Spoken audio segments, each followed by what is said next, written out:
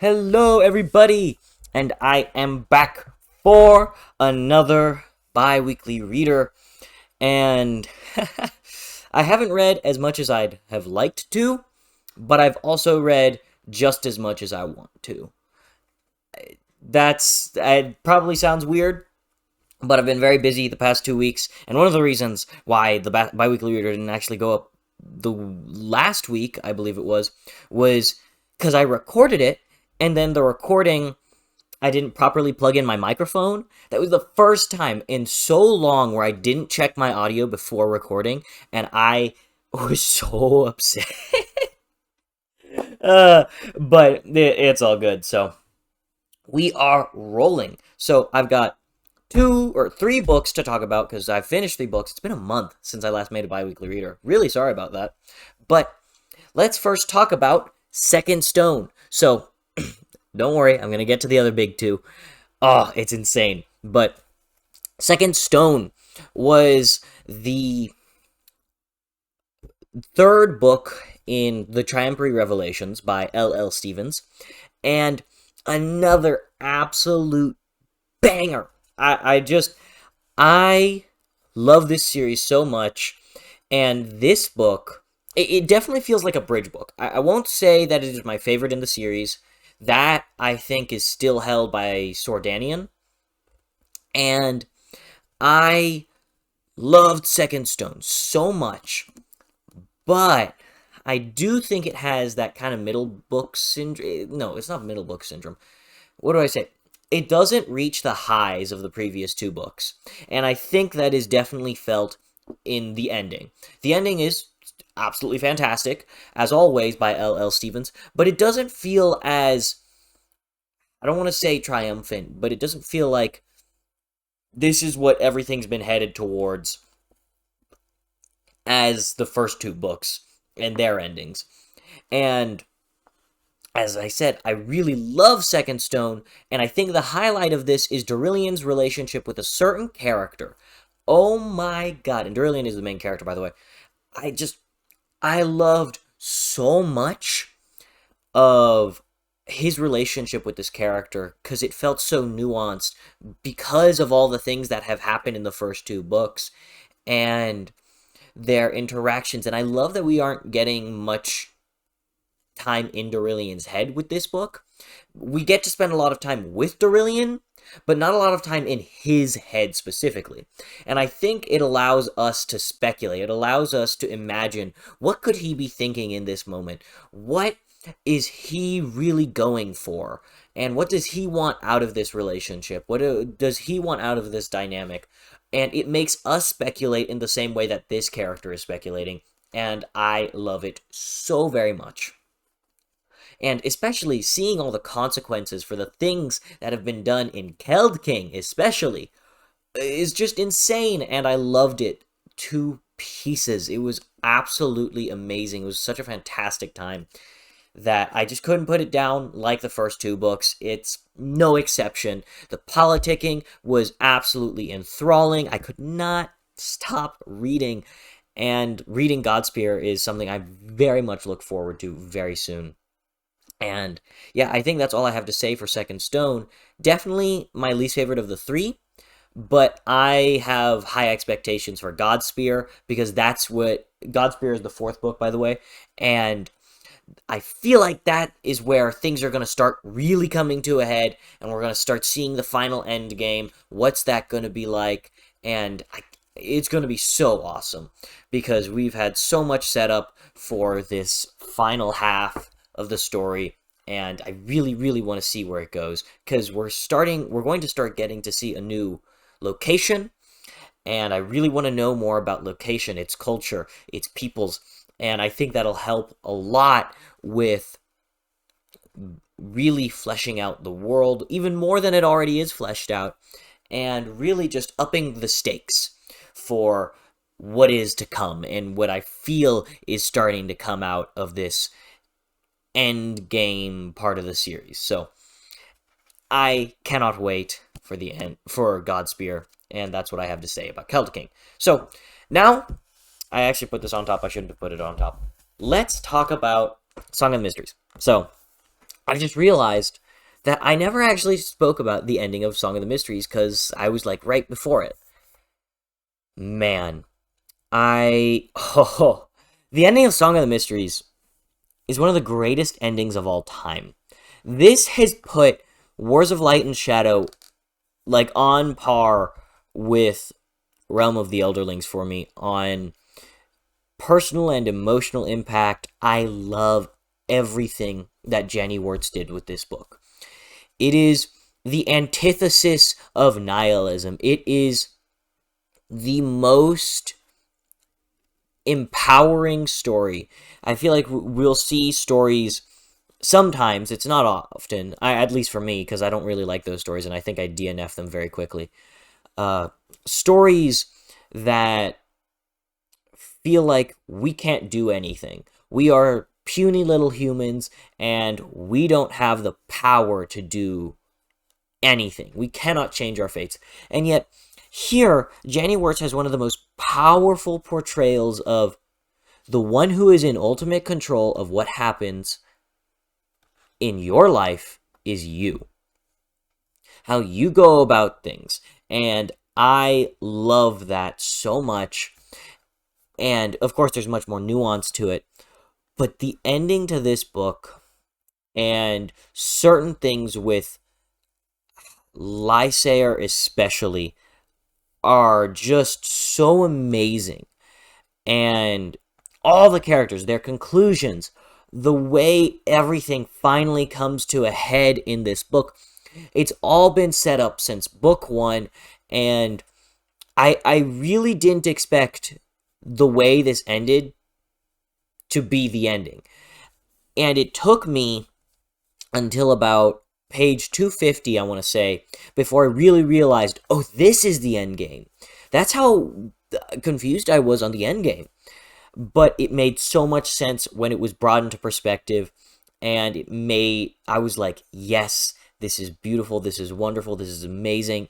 And then the epilogue to this story was phenomenal. I loved it so much, and it really wants you to rein in and go back and think on the story again, and just the way everything ended, the way, even till the last page, mind you, Jenny Wirtz was dropping just nukes. It's insane. The way how I'm just like turning left to right and going, what? You mean you just said that? And it's so amazing how it all made sense, and yet it's there. It's just right there for the taking. And Jenny Wirtz just keeps pulling things out from under the rug till the very last second in this book. She's like blowing your mind every single page of this book, and she does not stop, even at the very last second. And it's amazing. I have nothing but praise for this series and what Jenny Wirtz has been able to pull off with this immaculate story. It is one of my favorite stories of all time, and just looking at this cover, this feeling of a new age, of a new era, it really conveys that perspective, and it conveys it in so many ways, through joy, through sadness, through so many different emotions. And Jenny Wirtz, the emotional impact that she's able to pull from you is just impeccable. It is out of this world, beyond words. I love it so very much. And this is, without a doubt, likely the best book in the series. If not this, then it would be Peril's Gate. And it's just so phenomenal. I cannot wait to reread the whole series and see all these things really come to light, because everything that really just was wrapped up from book 1 and book 2 and book 3 and all the books before this, really finally getting wrapped up in this final book, felt so amazing. Like, it just made you feel so triumphant and happy and joyous and so many different emotions that I don't even know how to say it. And all while never losing the core of the story. I feel like a lot of stories, once they reach their finale, don't have the same feeling they did in the early story. And this is something I actually have a problem with in a lot of series. When we get to the final arc or whatever, it feels like a completely different story. And yet, for Janny Wirtz, it feels like we're still part of this same story. We are still telling this same story. It's just the finale of it. And, I mean, the stakes, of course, are upped a bit, but it still feels like that same story. It doesn't change the feeling of it. The story almost always remains the same, but like if you think of what's a good series to bring as an example of this? I guess Stormlight. If you look at book 1 and then you look at book 5, they feel so very different. And that's not a dig at book 5, that is not a dig at book 1. That's just how a lot of fantasy series tend to be. By the time we've reached book 5 or the finale, we've changed a lot. Like, and not just changed a lot, but like the feeling of the story, the feeling that you get from reading this story feels completely different from when you were reading book 1. And I don't always like that. But here, it feels like we are at the end of this great long narrative of the same story that we've been telling in parts, and here is the grand finale. I loved that so much. It's a thing I very rarely get, and I was so very happy for it. Now, that's all I have to say on Song of the Mysteries. Now let me talk about Shadows Upon Time. Woo! This bad boy was another banger. So, actually, and I'm going to take a second to real quickly comment on what happened between Song of the Mysteries and Shadows Upon Time. So, when I finished Song of the Mysteries, I jumped to Second Stone.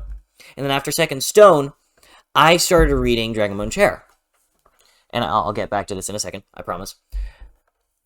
And then I read like 100 pages or something like that.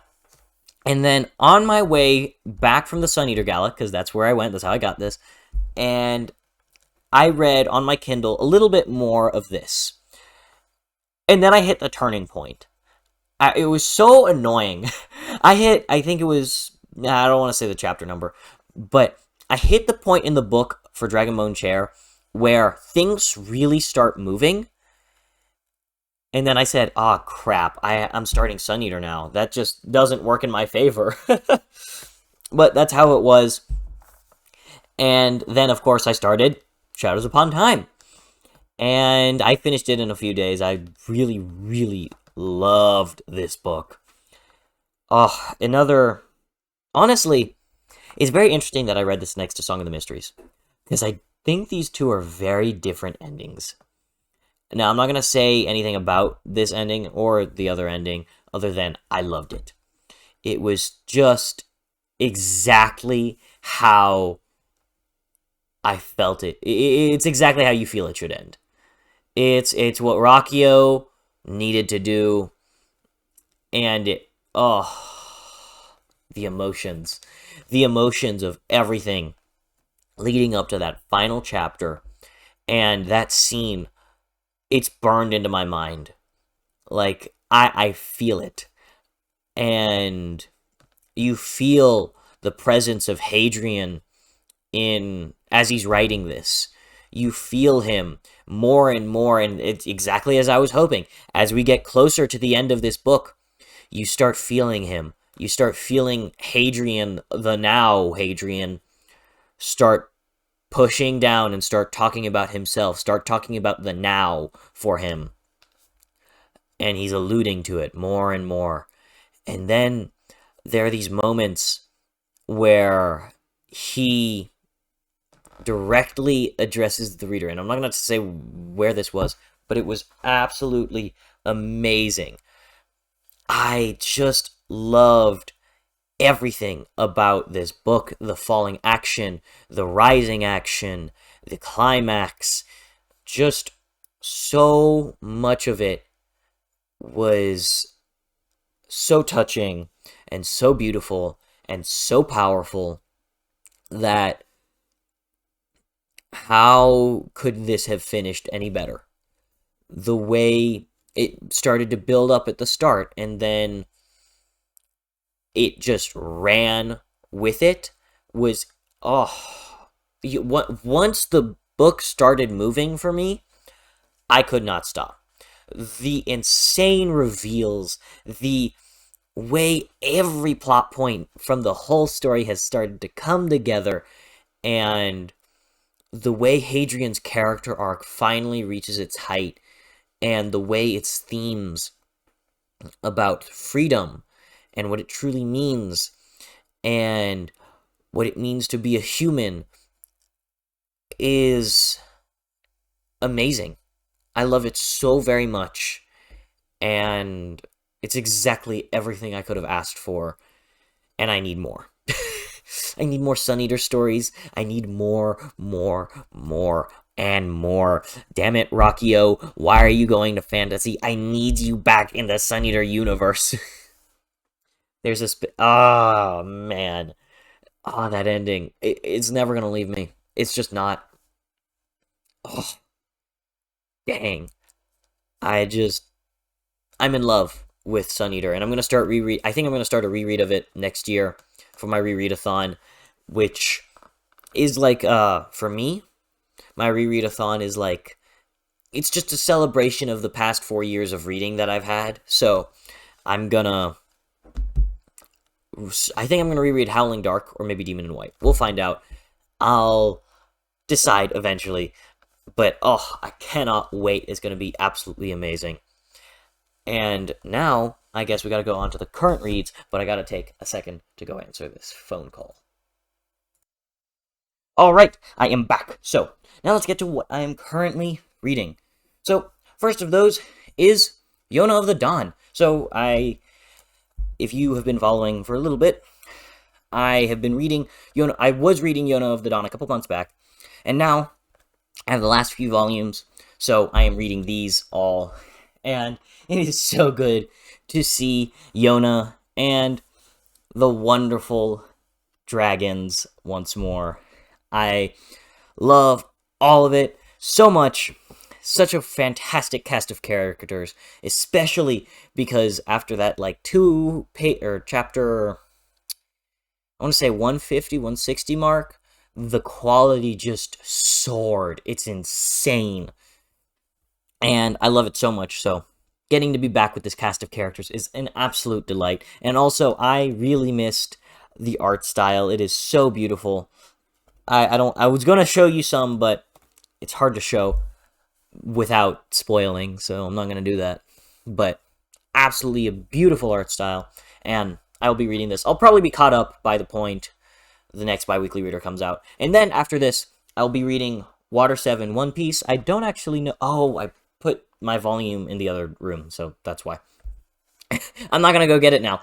But my goal is finish this, then probably read more One Piece. I want to reread Water 7. I want to read Water 7 because I watched the anime originally. And, I mean, Water 7's so peak. It's so good. Oh, before I continue, I finished Naruto. Let's talk about Naruto first. So, I finished Naruto, and so there were like 200 chapters left when I started finishing Naruto, and the ending of Naruto, I have mixed feelings on. I loved so many parts of it. I absolutely adored certain aspects, but then I would say probably between chapter 670 to chapter 690 were, oh my god, they were so bad. Like, I don't think No, it was really bad. It was so bad. And I almost just dropped it. I almost dropped it 10 chapters before the end. That's how bad it was. I wanted to stop reading. Like, oh. But then it was made up for because, like, the last stretch, those last few chapters were amazing again.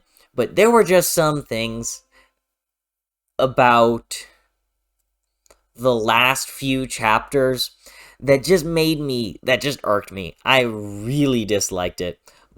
But the heart of the whole series was maintained in the end, and I did very much love that. I really liked that. And so there were certain things that I loved, certain things about the very ending that I was like, okay, sure. Like, I kind of had to nod my head and go, okay, I don't really like that, but it's what happened.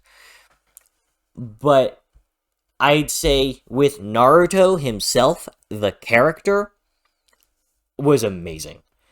Everything that he had to do, his character growth, or has finally coming to a shine here, and his relationship with I don't want to I don't know if I should say it.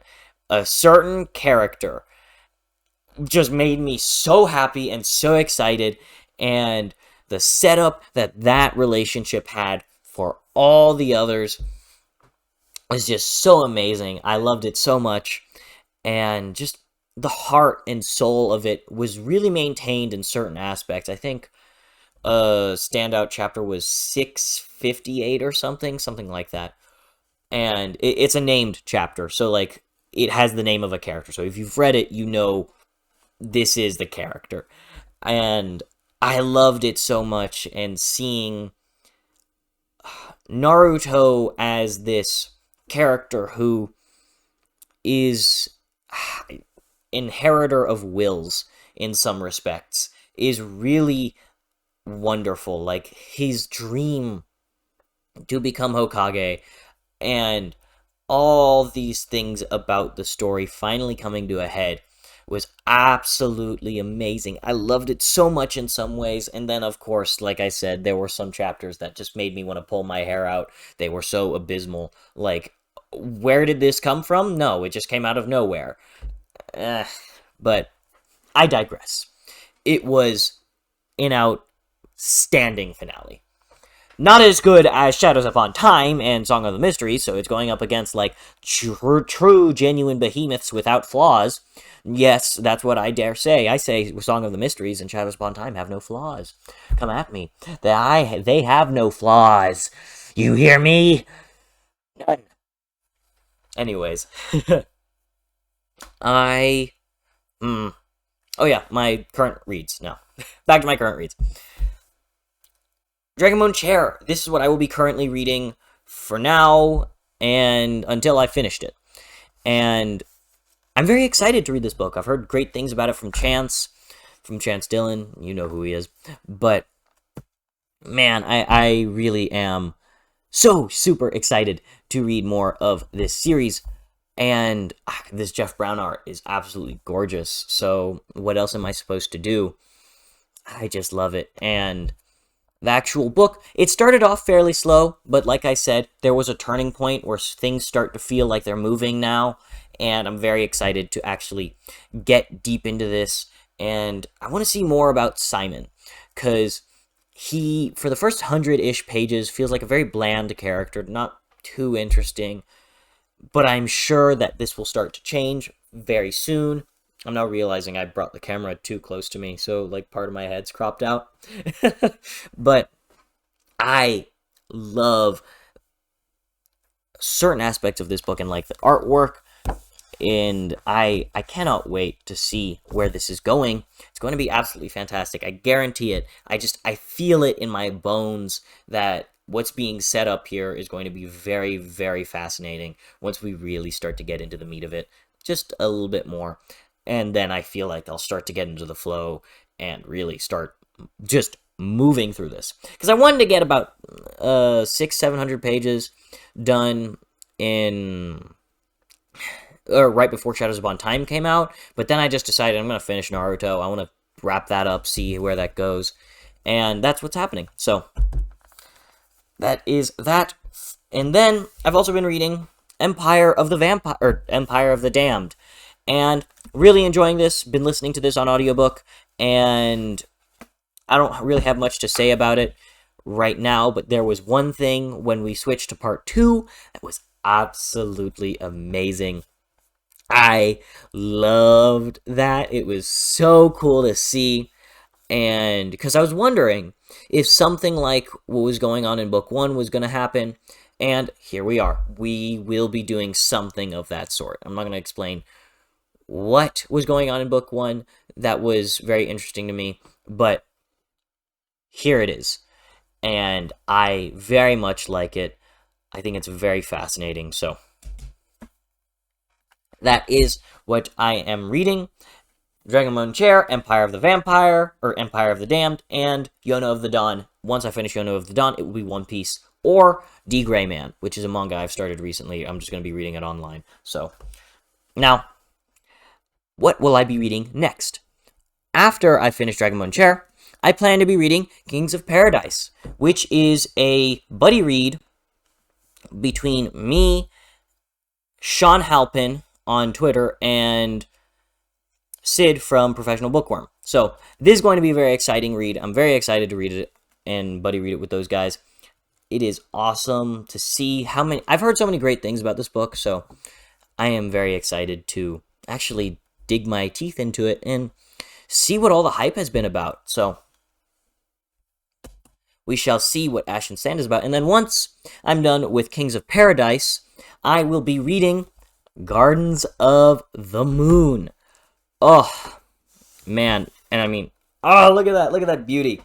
Ah, I cannot wait to read this book. I am so very excited. I read it once a while back, but of course, now I'm going to really sink my teeth into it now that I don't have Wars of Light and Shadow going on, and really start to appreciate what's going on here. And then just work my way through the whole series, which will probably begin next year. So I'm very excited. And now, once that is done, I want to talk about my book haul. So I got Fire Upon the Deep while I was at the Sun Eater Gala, and what was it? Oh my god, my mind just blanked. Oh, yes.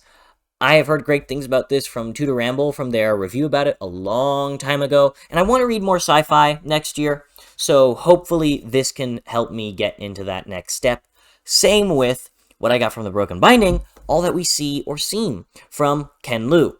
And, I mean, look at this cover, look at this beauty, and it's Ken Liu, so I believe he can do great things, and it's a very short book, too.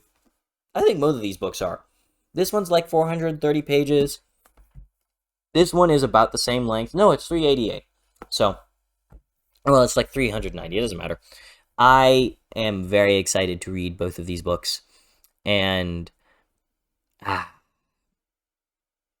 okay, hold on. I want to read the back of this. Freedom, belonging, telling a story about yourself that you love. Huh. Dreaming together, meaning in all that we see or seem. That's the back of this. So, you can read that on your own if you want. I really am very curious to see what this is about. But it's Ken Liu, and so I just inherently trust him. And I think he's going to do more interesting things for me, specifically in a sci-fi setting. So, we shall see. And then, of course, I got more Jenny Words books. Woohoo! Jenny Words, Jenny Words, Jenny Words! These two. So, is that Servant of the Empire? No. Daughter of the Empire, Servant of the Empire. I cannot wait to read more Jenny Wirtz books, and these two are a nice step in that direction. And then, of course, the third book, or is it third book? Yes, the third book, and final book in this trilogy is going to be arriving, what is it? Soon, in the next week or so. So, I am definitely very excited to read this. And I think that's all I have for today. Tell me, have you read any of these books? Are you planning on reading any of these books? If so, tell me, what do you think of any of these books? I'd love to hear your thoughts. Or what are you guys reading at this moment? I'd love to hear it. Tell me in the comments. I love it, talking to you guys. So I will see you all next time. I hope you all have an absolutely fantastic day.